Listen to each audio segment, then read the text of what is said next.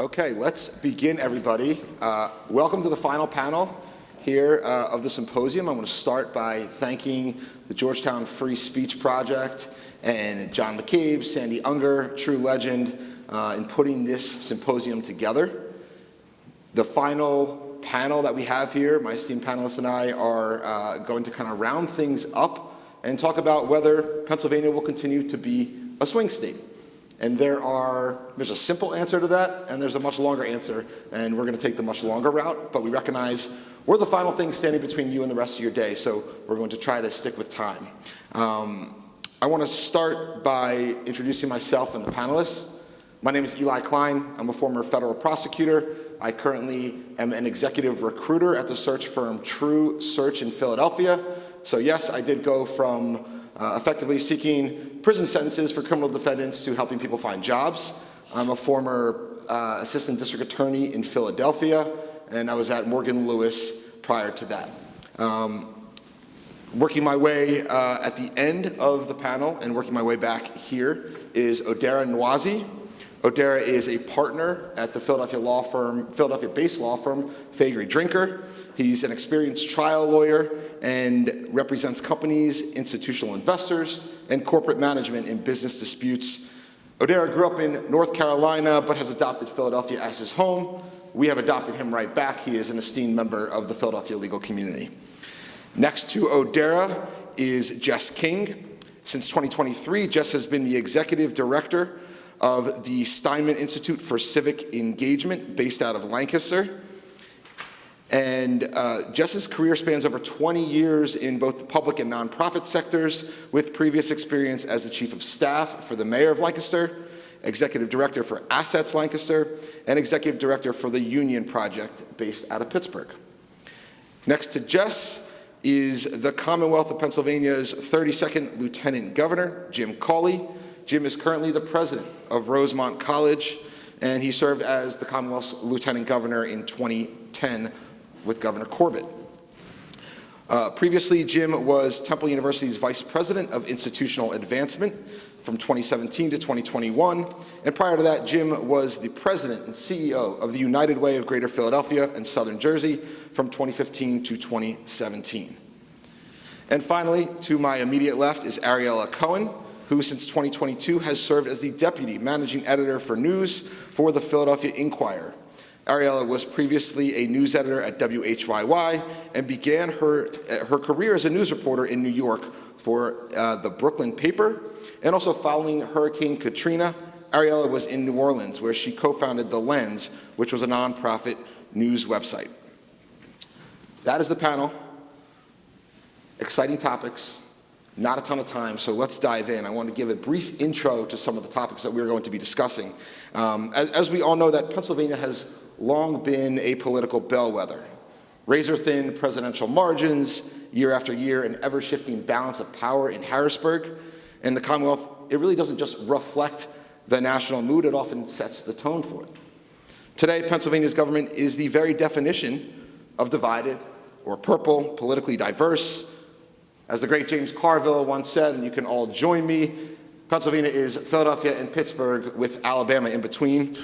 Again, we have a Democratic governor, a Republican-controlled state Senate, a state house that Democrats control by a single seat, and the Commonwealth's U.S. House delegation is similarly split, 10 Republicans to 7 Democrats, and we have a divided U.S. Senate delegation. So trivia question number 1 for everybody: how many states in the United States have a divided U.S. Senate delegation? I know of at least one. There you go. 3. Jess King Very good. has not practiced before. The answer is 3. It is Pennsylvania, Wisconsin. Now Maine is number 3, a little bit nuanced. Obviously, Senator Susan Collins, the Republican, but Senator Angus King is an independent, but he usually caucuses with Democrats, so we can give him credit for number 3. So great job, Jess. And a couple other topics we'll discuss. We're watching the Commonwealth's judiciary, a critical retention vote coming up in November, as 3 Pennsylvania Supreme Court justices are up for retention. And finally, Pennsylvania also facing major political and cultural challenges, including education funding gap, governing through partisan gridlock, and navigating shifts in voter demographics and media trust. So to the question, will Pennsylvania remain a swing state, or are we witnessing the early signs of political realignment? Let us jump in. I want to start with our first question that I'm going to pose to the entire panel. Let's talk about some of the demographic and cultural shifts that are shaping Pennsylvania's political future. So do you think that voters feel their voices are equally heard by both political parties? And are the state's urban and rural divide and the regional rivalries growing stronger? And if so, what do we think that means for elections? I'm glad to start. I think that there are several shifts, right? I think in a lot of pockets, particularly in rural communities, there's aging populations, their populations are shrinking. There's growth in kind of younger and more diverse populations, and there's growth in suburban and urban populations. And I think that with those trends causes a shift in some economic priorities, at least the way I see it, right? You're moving away from manual labor jobs, manufacturing. There's probably more focus on the jobs that are in larger cities. So there's kind of this tug of war between folks in more rural communities who may feel less focused on by their legislators and other politicians. And there's folks in more urban communities who are saying, well, we have the larger populations, we have the education centers wherever. I think we need to be the focus. And there's that tension. And to be honest, I think that both constituents probably feel that no one is listening. Because if you really focus in on social media or kind of anecdotal conversations with folks, I mean, even though it seems like we have very stark differences, the refrain I hear is both sides are the same, right? And I think that's not necessarily saying that they govern the same or that their policies are the same, but I think that's really the people saying, I don't think they are capturing what we want. They're both not listening, and they both seem to be focused on something other than what really could help us. I'll jump in and say that I think the last panel, and I thought it was really interesting, the juxtaposition of these panels. So the last one, Michael back here did a great job facilitating a panel about economic mobility in the Commonwealth. And I personally believe, with a career in that background and seeing the trajectory of political alignment, disalignment, that so many people are disillusioned with the parties because nothing has shifted for them. And so I think there are so many macroeconomic pieces at play about how people are going to sort themselves going forward. I think that's a big part of what we've seen in the last number of elections in the Commonwealth, and how people are listening to some of the loudest narratives. And I would say, too, that we can get into some of these other conversations about where people are getting their information, but the loudest narratives are the two partisan narratives at the national level. And when you have candidates speaking to economic issues, making claims that maybe aren't matched up with policy, there's a lot of sorting, I think, that happens for folks. And it's going to really play out as to like what's really going to shift for people. And will the current politicians that are saying those things actually deliver, and how will that resonate with working families in Pennsylvania? I think there's clearly a shift as the suburban areas continue to grow that's benefiting seemingly right now the Democrats and the Democratic Party. Republicans are seeing an even stronger hold in the rural areas, but as mentioned, the population isn't as strong. The interesting thing is the inroads that Republicans are making in the Black community and the Hispanic community.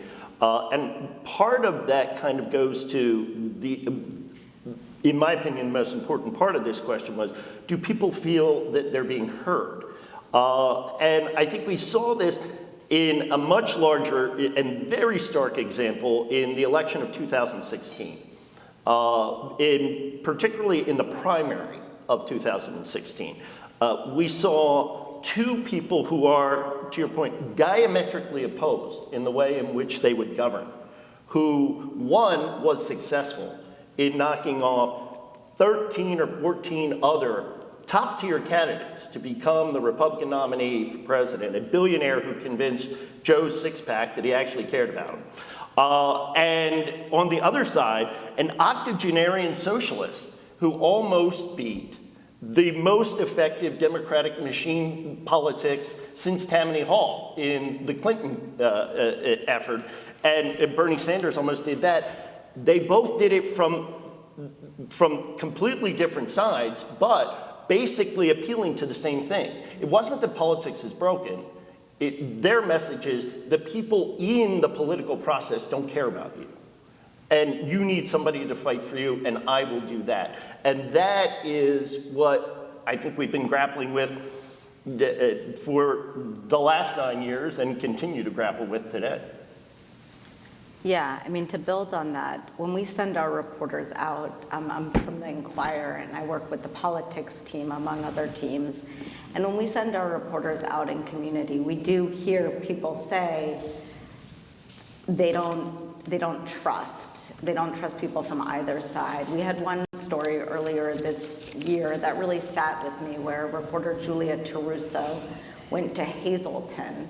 And she spoke to many people from, Hazleton is a majority Latino city. It voted for Trump. It was an area that had been Democrat and then swung red. And when she talked to people, some people were raising concerns about ICE enforcement. They were raising questions about the tenor of anti-immigration sentiment in the country. They were concerned about their community, but they also still felt that they were waiting to see how it was working out. They were not ready to oppose the Trump administration, and they had not found a message that that was resonating with them. And so I think that people are taking many, many, many different messages from all across the spectrum, and they're not finding a coherent one that they agree with, and that's leaving us in a really fractured democracy. And so, I think what everyone's saying is right, and what I think is really profound is the number of people that are just kind of creating their own messages and going with that. Yeah.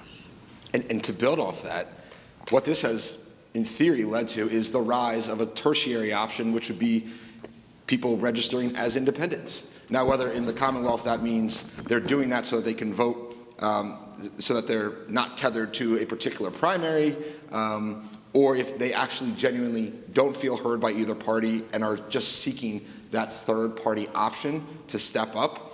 We saw, kind of leading the pack, the Michael Bloombergs in 2020, just a totally failed campaign. And, we'd be curious to see what that looks like in 2026 and 2028 for the presidential election if a viable third party candidate does emerge, based on all the points that we've made. Jess, I want to stick with you. Ariella, I want to stick with you. Just kidding. Jess, back to you. How much do local media affect Pennsylvania's swing state status? Yeah, a ton. One other point I just want to make about the demographics and independents in particular is just that's the fastest growing group of registered voters in the Commonwealth, and what that stands to mean for us going forward is going to be really, really interesting. So the other panel that preceded the one before us, so there were 3 this morning, the first one was about, do we have the information we need to be active members of our civic communities? And I think the problem that we're facing with the implosion of the business model of local news as we knew it was that the advertising revenue that used to support local newsrooms has gone to big tech, leaving a huge lurch. So in Lancaster, where I'm from, the Sunday newspaper used to reach about 90% of households. Now it's 20% or less. And that's probably one of the most widespread sources of information that the community has to access. So when you think about where we're getting our information, we have no shared source of information anymore. And what that means for where people are going, especially if their local news organizations have fewer and fewer reporters or doing less and less coverage, people are listening to the louder national narratives which again are very polarizing when it comes to the political narrative. But when they're trying to get information about what's happening at the local level, they're not getting that information from at least a local source for the most part. And that has a lot, I think, there's a lot of research about this actually emerging that shows when communities lose their local newspaper, they become more polarized. There's less civic engagement, fewer people vote. Government actually becomes less effective and less responsive to citizens. So there's like a vicious cycle that happens based on what we're experiencing with our media context right now. And so that's the really bad part. And I think that there's also some really hopeful elements that are emerging, but not at scale enough to be quick enough to respond to what we're in right now. And so I think we're going to continue to see just this massive just bifurcation of our information sector. People aren't going to really believe the same things. Can I just build on that for a minute? Obviously, I'm an advocate of local news. I think it's incredibly important. I also think a big threat in addition is AI and the prevalence of information that is not accurate, that is not based in fact, and the fact that many people do not know how to distinguish. They're not information literate, and they don't necessarily know how to distinguish with what is fake news from what is real. And there's just so many tech-enabled tools to get false information or biased information or information without any context. And media, which has been decimated by a lack of a revenue model, just cannot keep up at this moment. And so it's, I think, a really tough moment for people seeking information. Daniel Patrick Moynihan famously once said, you can be entitled to your own opinion, but you can't be entitled to your own facts. But today, you can be entitled to your own facts because you can surf the web until you find somebody who agrees with you, and then your opinion becomes fact. That is, I think, the largest byproduct of really the diminishment of local news and news sources in our community. We all read the same thing, and then we took away from it what we wanted. Now we read what algorithms tell us we want to read. And over time, your opinion no longer becomes your opinion because there are no contrary points of view. It becomes fact. And anybody who disagrees with you doesn't have a different opinion. They are wrong. And that then leads to the polarization that we've been talking about. There is, as somebody who didn't always agree with everything I read in my local news, particularly when covering me, I now recognize just how valuable it is in building a sense of community and a communal understanding of events and what's going on in the world, and it allows us all to be bound together in fact. Yeah. The last thing I just want to add to that is hopefully a bit of optimism, right? I think that certain events, recent events, events attacking free speech have woken a lot of people up to the reality of who potentially controls their local news, right? The corporations that are influencing the news stories that they see at night, and recognizing that those corporations may have a political outlook or a bent that taints those stories. And what I've seen, I don't know that it's gonna necessarily help local news. I hope it does. But there have been a number of tech companies, media-related tech companies like the Flip Side that have come about. They try to amplify some local news stories, but they also do, or at least try to do a good job of telling the story from both sides and then trying to give an objective point of view, which hopefully will solve the problem of folks selecting their facts. But hopefully that's, those types of things will be the solution and the path forward. And just to round this piece up and to reinforce how critical the political advertising has been in Pennsylvania, in 2024, Pennsylvania was the only state to eclipse the $1 billion ad spend at $1.2 billion, the only state surpassing Florida, California, Texas. A truly unbelievably staggering number. And you play that into whether it's traditional media spend on TV, radio, newspaper, or if you're looking into the social media spend too, which is that's the new world order. And a huge amount of that money came from Elon Musk. This is money that's coming from out of state, from very, very partisan stakeholders who also have a lot of money tied up in regulatory agencies. And so that's another factor as well. And I guess to that point, I'm curious as to your thoughts and maybe your colleagues' thoughts at the Inquirer, which a major national syndicate, but seeing international figures like Elon Musk come and infuse money into the elections, not only for president, but for U.S. Senate and even local elections, seeing how important local legislatures are to the national agenda. I'm curious to see what the thoughts are as a media member, seeing that type of action.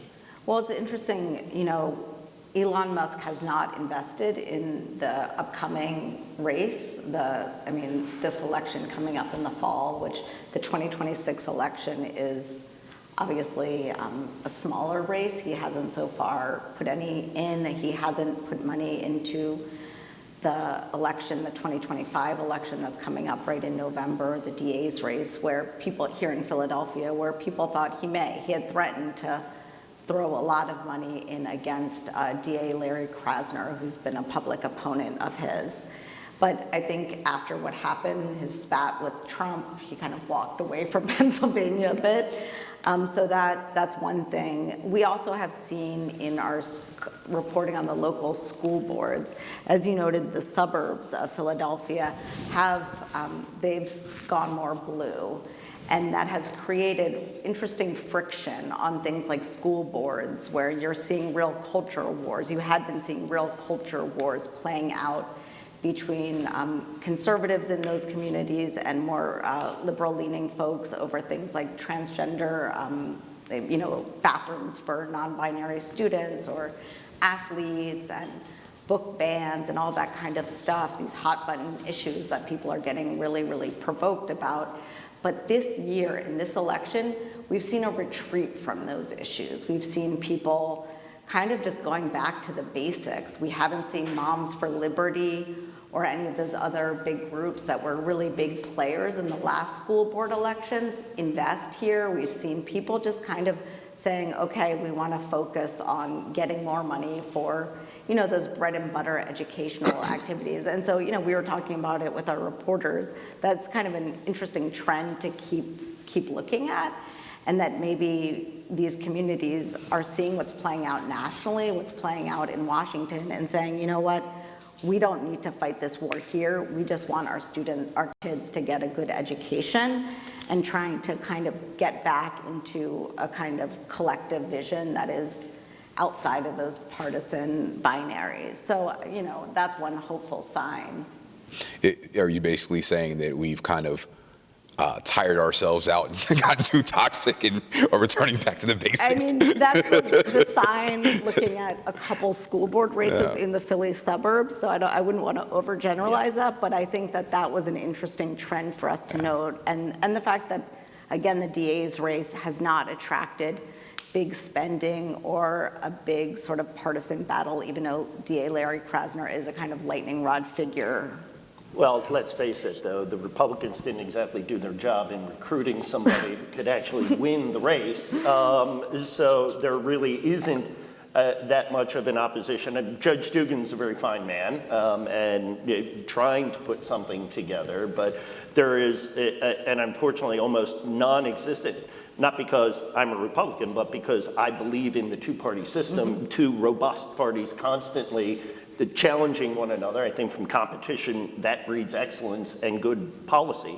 But there really isn't any, unfortunately, organized effort that would push back against Krasner. And while we're talking about national figures, there wouldn't be a Larry Krasner if he didn't have, in the first race, an awful lot of out-of-city, out-of-state money coming in particular from the boogeyman George Soros. But that is well documented that it was, so, I mean, this year, you are, however, I think, being a resident of Bucks County, where that was ground zero for a lot of those school board races, I seem to think that part of it, and not having spoken to everyone involved in the effort, but part of it is a sense of accomplishment in getting Donald Trump elected. And what the Department of Education is going through now is it's almost like those that were committed, the Moms for Liberty, et cetera, are approaching it from the top down rather than from the bottom up. And I think, so I'm not sure. So they feel like the job is done. I don't think they think the job's done, but they feel like the progress is being made Right. in the opposite Yeah. direction. Got it. So. Yeah, that's an interesting point. The Bucks County Republicans, yeah, they haven't said much to our reporters as of yet, but Yeah. we'll see. Yeah. And on the Bucks County Republicans front, I think there was a daily podcast in the last year plus about the school board debate that was happening in Bucks County. So it is pretty unbelievable to see how the local counties in Pennsylvania have created such a national stir, and kind of just to come full circle here, even it is as micro an election as a local school board race. Oderah, I wanted to pivot to you here for, again, this is kind of the crux of the title of this panel, but can Pennsylvania realistically become a reliably red or blue state? You look at what's happening in California and Texas with national redistricting. What are your thoughts initially on how Pennsylvania will sway in the 2026 midterms? Yeah, I have no basis to be able to predict that Pennsylvania will be reliably red or blue, to be honest. I mean, you see the changes in the suburbs, but there's a question whether or not some of the changes in the suburbs are permanent changes, or are they a response to culture war issues that people are percolating to the top. That's why I was really interested to your response. Maybe people are starting to return back to normalcy and focusing on the family issues and the economic issues that are important. If that happens, then we may see a swing back in the other direction. And I think the economy is an important thing to continue to focus on, because all other things being equal, if people can't feed their families and if they start to identify a party that they view as responsible for that, they're going to punish that party. And 4 years later, they're going to punish the other party because they're going to decide that maybe that other party didn't do more. So I think that Pennsylvania has just shown itself to be reliably purple. I don't see any indication of that changing. And then you have the whole issue of midterms and when folks are less focused on kind of the national messages. And I mean, that really kind of turns on whether you have a really charismatic candidate or whether you have a really important local issue that's driving people out to the polls. And without being able to predict what those are or what the charismatic candidate is going to be, I don't think we're going to pick a side and stick to it. And I think a lot of this will come down to a topic we'll address momentarily, which is the Supreme Court elections, though the downstream ramifications of a redistributed court, if the three justices that are up for retention, if there is a no vote on one or multiple of them, but partisan gerrymandering, of course, becomes a critical issue, though that won't have immediate impact. That will be viewable until at least 2030 when the next census comes out. So that's something certainly to watch for, and we'll discuss in a bit.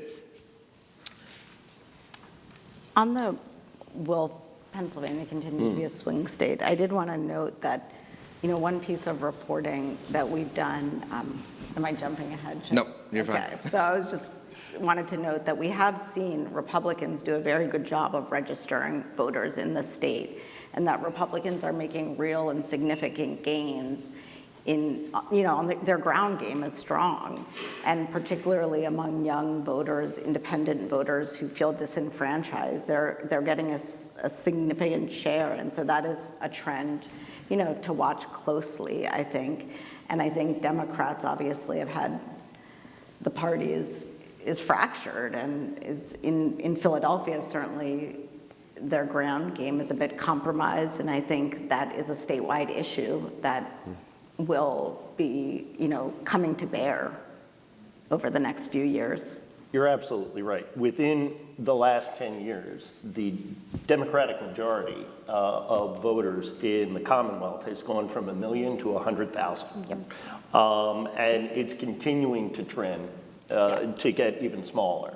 For the first time since 2008, Bucks County is now majority Republican again.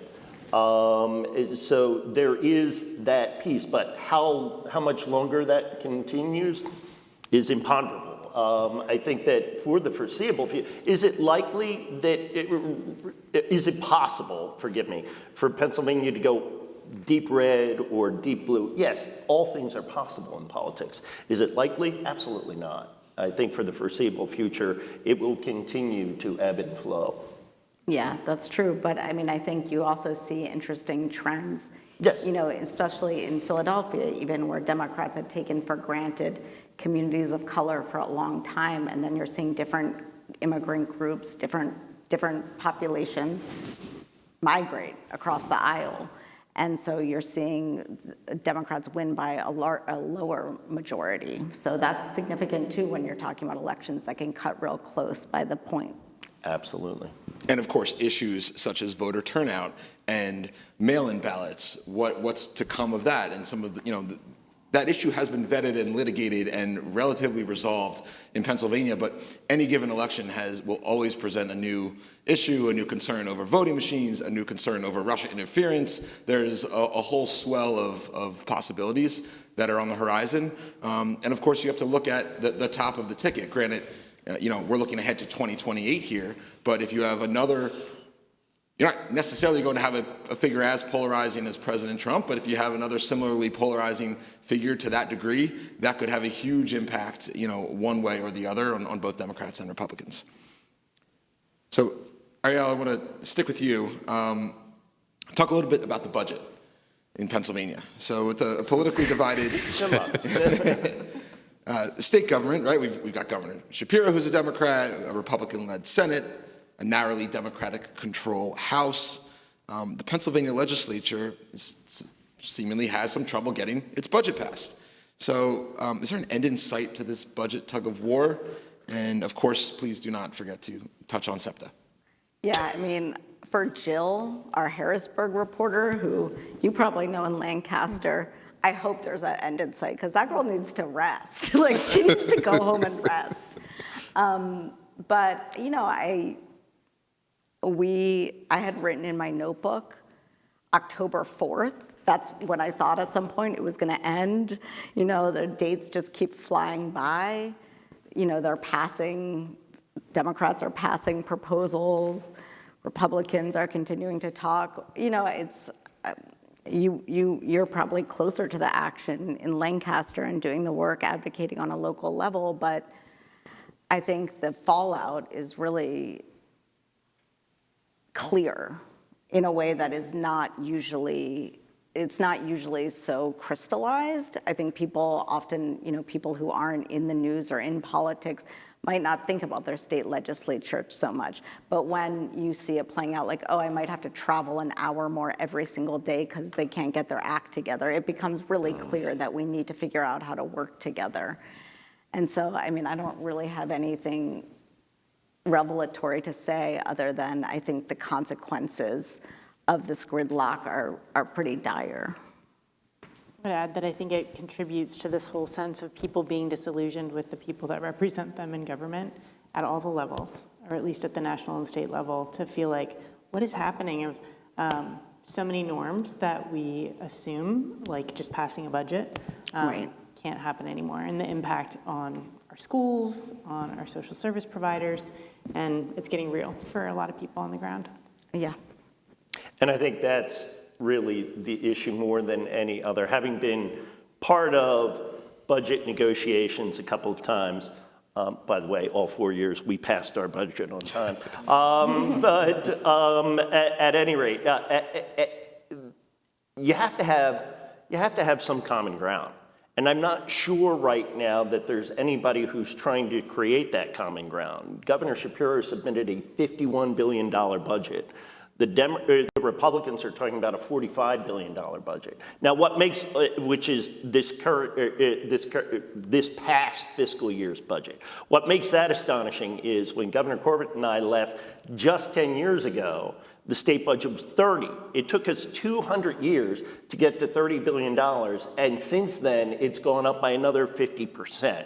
Just in the last 10 years. So getting people on the same page, I think, is something that needs to be done first, and then you can nibble around the edges of things.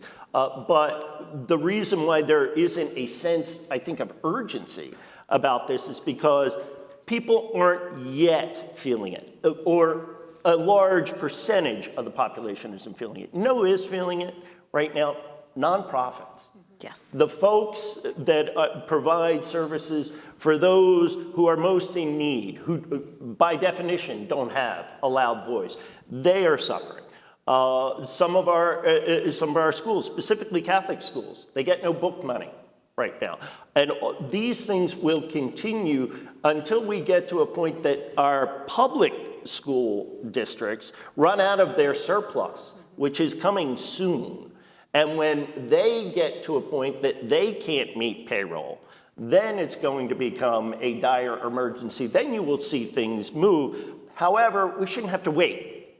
We ought to be able to come to some commonality and figure out the direction of where we want the Commonwealth to go. Right now, those discussions at least don't appear obvious. I mean, anything is possible in Harrisburg, trust me, and they could come to agreement tomorrow, but that would be a miracle because I don't think they're even talking right now.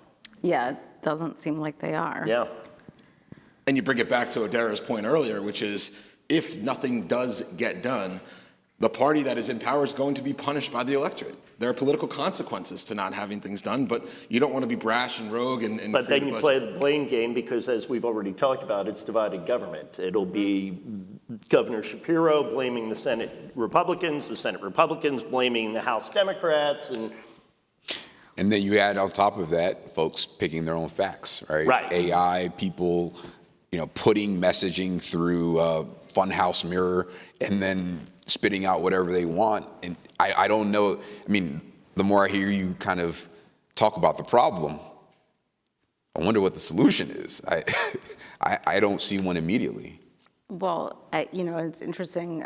Treasurer Stacey Garrity, who will be Shapiro's opponent, Governor Shapiro's opponent, likely. She was endorsed by the Republican Party a couple weeks ago. She is smart. And she said, you know what, I'll give you low interest loans. I'll give you no interest loans to nonprofits, to schools. People, so people will be politicking, people will be figuring out their angles. And meanwhile, in Philadelphia, the only rape crisis hotline that the city has just laid off 99% of its staff because it relied on state funding from DHS. I mean, the consequences are real. the answer is what, at least politically, has become a four-letter word: compromise. Yeah. There needs to, the entire system of representative government was founded on compromise. And somehow, because of this polarization, I mean, we put a standard on our elected officials that we couldn't possibly even cover for ourselves, that they must vote the way we would vote 100% of the time, that I have to agree with them 100% of the time. I don't even agree with myself 100% of the time. You're just asking to be let down. And until we recognize that today you may get 3/8 of a loaf and I get 5/8, and tomorrow you might get the whole loaf and I get nothing, and then the day after that, until we recognize that's how the system works, and that we're adult enough to realize I'm not going to get everything I want, but I'm going to get what I need in this area or that area, and we'll live to debate for another day. Until we get back to that, I think we're just setting ourselves up for further heartache. Yeah, I 1,000% agree. But then it becomes the question when people have one issue that is important to them and then they've chosen the media sources that frame that issue, it makes it hard for their politician to give on that issue, no matter how unimportant it might be to the budget.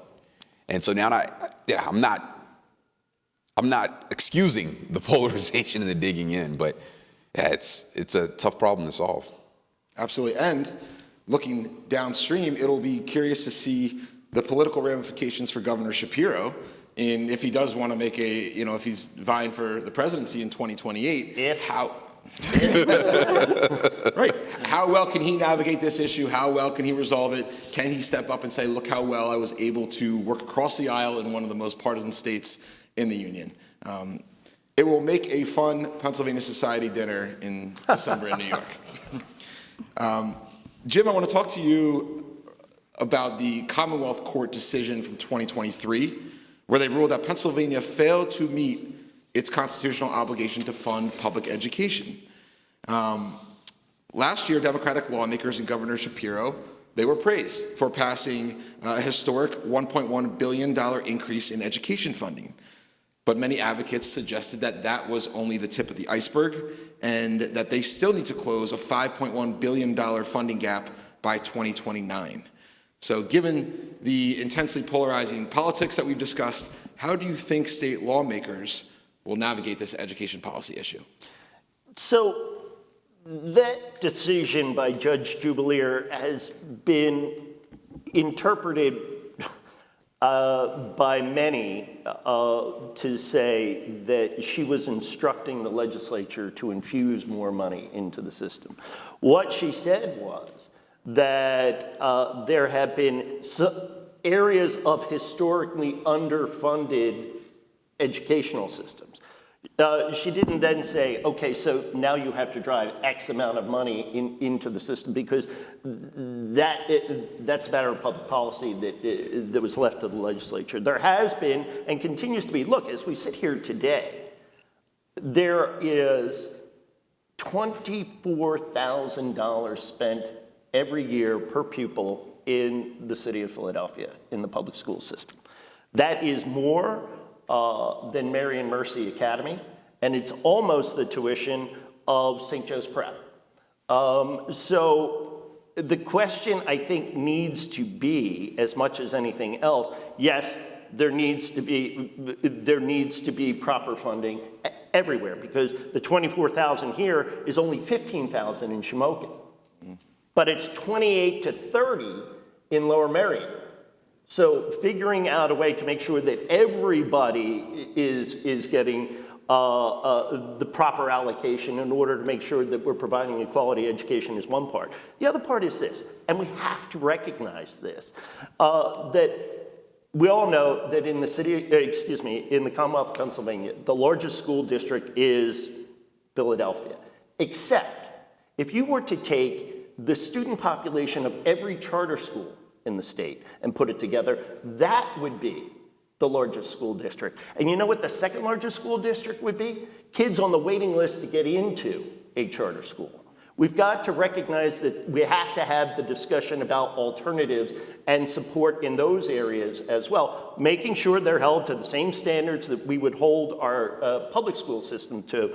But we've got to recognize that it's an equity, it's an equality issue, yes, but it's also one in which money alone isn't going to get to what it is that we're attempting to do. Anecdotally, as a former teacher in an inner city community in Miami, you're 100% correct. The money was infused into our school, and I opened a closet one day, and there were about 50 iPads that were just sitting there, that had been sitting there for 2 years, that had not gone used. We were one of the lowest performing schools in the state of Florida. And so it is not necessarily, it's about money in a way, because that can help, it certainly does, but it's about accountability. It's about potentially elevating standards. It's about paying teachers more. It's about creating the right systems for our students to succeed and for our administrations and teachers to succeed as well. Yeah, I can say my kids go to Philadelphia public schools. There's definitely not iPads in a closet anywhere. But I do agree with what you're saying, that there is the judgment, and that seems unclear. Yeah. And the solution seems very unclear, and the inequity is what is obvious. And Right. that that the one thing that I think is profoundly clear is that the inequality is something that can unite both rural and urban Pennsylvanians, because those are two communities that are and poor suburbs. I mean, in Delaware County, there's parts of Delaware County that have very low performing public schools, and yet those houses are worth a lot of money, and those kids are going to friends' school. What's that about? I mean, there's just a lot of inequality. And the other challenge too, from the public school system perspective, is that there are 500 school districts in this state. I mean, that's an extraordinarily high number. And there is economies of scale for uniting school districts together so that you only need one instead of 3 different superintendents commanding six-figure salaries, that you have only one bus system to maintain, things of that nature. Those are the sorts of things systemically, I think, that education really needs to look at in this state. But if you're aggregating and if you're combining school districts, is that coupled with the idea of increasing school voucher programs and creating more charter schools? Look, I think vouchers there is no one size that fits all. Look, what I do daily in higher education, there's nobody who's dictating. It's a market approach in which students decide where they want to go and what best fits for them, that isn't so much. It's more the case than it ever has been, but it isn't completely the case now when it comes to secondary and elementary ed. But I mean, that all needs to be part of the discussion, in my opinion.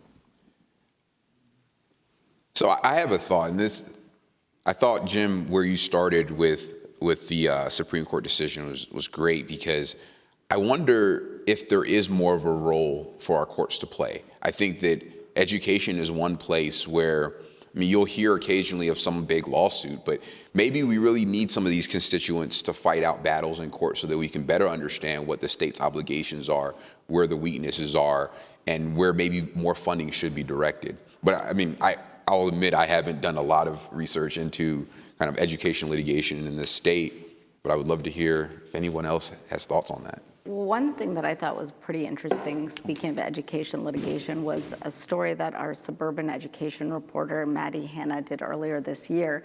And it was about the settlements that school districts make with families over their children's special education needs. And this is not this is not the solution to the inequality and to the funding shortages in Pennsylvania. But school districts spend millions of dollars every year to send students whose needs cannot be met in a public school to private schools. And I'm not saying that's good or bad, but we have found ways to get certain needs met through financial settlements that help a small number of students.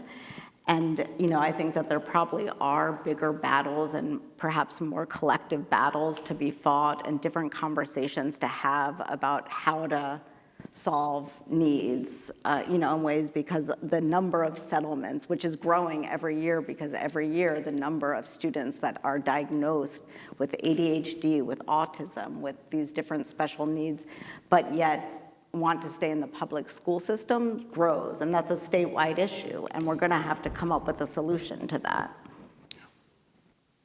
Sorry, that was great. I want to pivot now to the Supreme Court, the Pennsylvania Supreme Court. So, as many of you know, 3 Democratic justices on the Pennsylvania Supreme Court, Justices Donahue, Wecht, and Doherty, are up for retention on November 4th. This is an election that could bring a total or a partial shift in the makeup of the court, which is currently 5-2 in favor of Democrats. If all 3 justices were to receive a no on the retention question on the ballot, that would create a 2-2 dynamic in the court, and as Jim and I were discussing, it would then mean there would be an election in 2027 to find replacements for those 3 justices.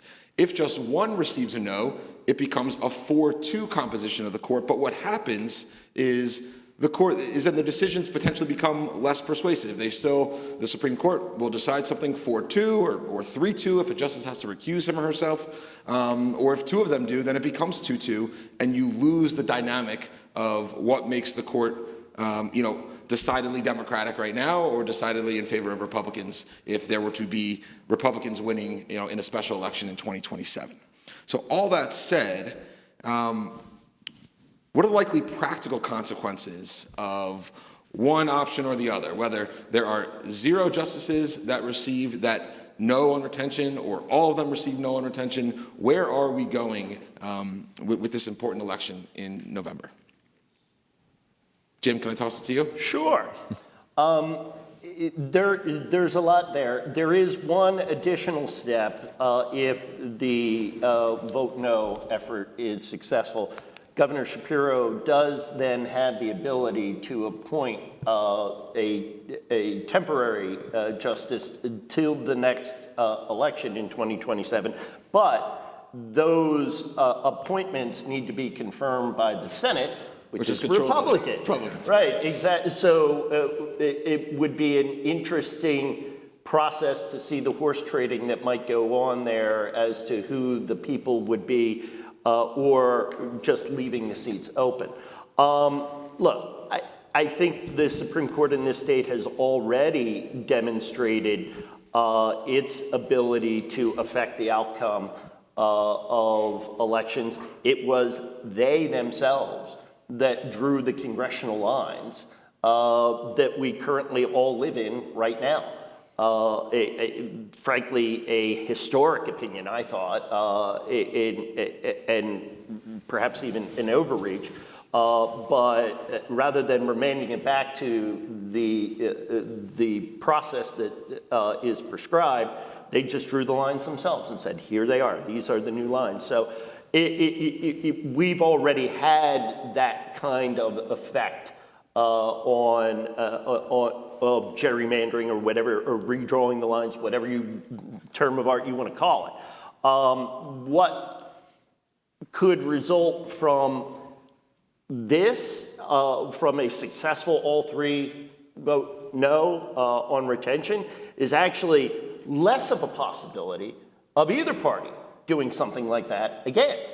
Because when a majority actually gets smaller or closer, strident partisan activity begins to diminish because you don't have the votes that you once had. So in a strange way, it might be, if it were to be successful, it might end up being of some benefit to the way things should work rather than doing workarounds. But I also think with this whole thing, Pennsylvania has, if we didn't get it in 20 or in 24, Pennsylvania is now an epicenter for a lot of political shenanigans from both sides nationally. A lot of people are playing in this vote yes, vote no thing that certainly don't have a Pennsylvania address. Let's put it that way. Fair enough. And one question for you, Jim. I'm not sure. I believe that on this vote yes, vote no issue, each of the justices who is up for retention, even though all of them are Democrats, they don't have a D or an R next to their name on the ballot, correct? No, it's just their name. Historically, look, retentions are afterthoughts. The only time, I believe in my lifetime, that a vote no effort was successful was Justice Russell Nigro, and he was a victim of the pay raise. In that the legislature had famously given a pay raise to the executive, the legislature, and the judiciary. What's lost to everyone is both the executive and the legislative gave it back. The judiciary kept their raise. And people at that time knew that, and Justice Nigro ended up not being retained as a result of the furor around that. Fascinating.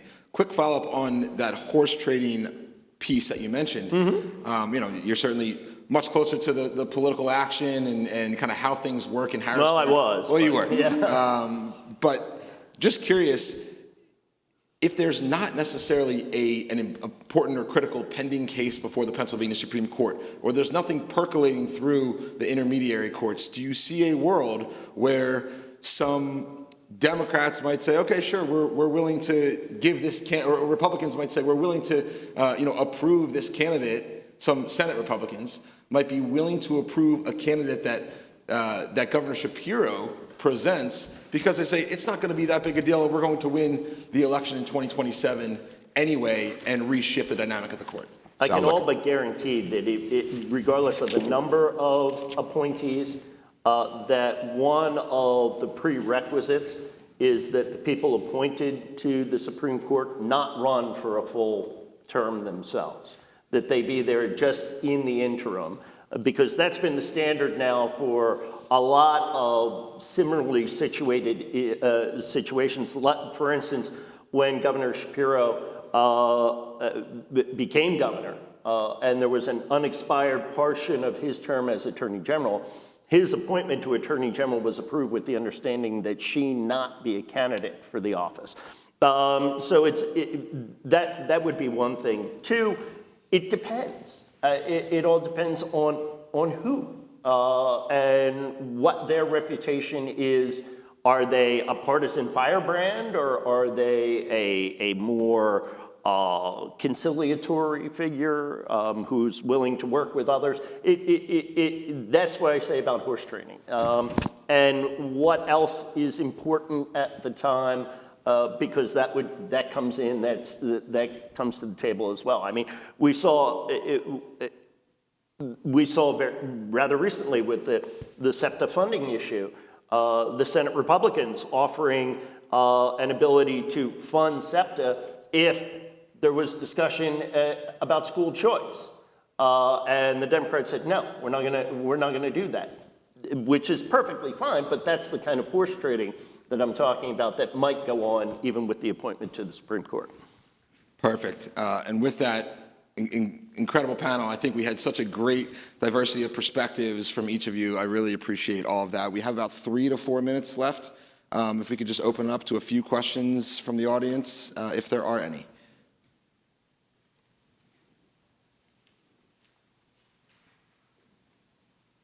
I guess we handled everything so well. So well. That, Nothing else. Just leave nothing else to talk about.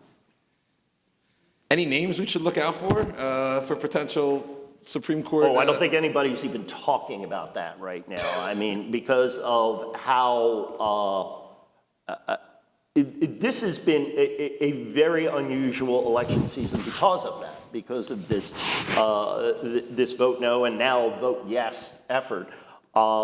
That I think it's going to be close, and everybody is waiting to see just exactly what the fallout will be. And I don't know that Governor Shapiro and his team are in any way preparing for appointees at this point, but I guess we'll all know very shortly. Let's put it that way. And to bring this whole thing full circle, it does go to the media point, which is, I mean, you mentioned in your lifetime, I can't remember one in mine where there was a vote no or vote yes campaign, and what the heck that even means. And so it's about getting out that message and how it's articulated. And in 2025, a very off-year election, who's going to come out and do this? And granted, the ramifications could be massive, as we just pointed out. And I think that's the other part of this too. You're right. In this election in particular, this of the 4-year cycle, this election, I think it all comes down to voter turnout. Yeah. I think that's the key to deciding just about everything on the ballot. And very few people have incentive to go out and vote. I mean, the state Supreme Court race, this retention race, is the most consequential race, but it's also the race with the least name recognition. Mm-hmm. And, Agreed. I've gotten a ton of mailers. I'm sure all of you have too, but I don't know if those mailers are persuasive to the average voter.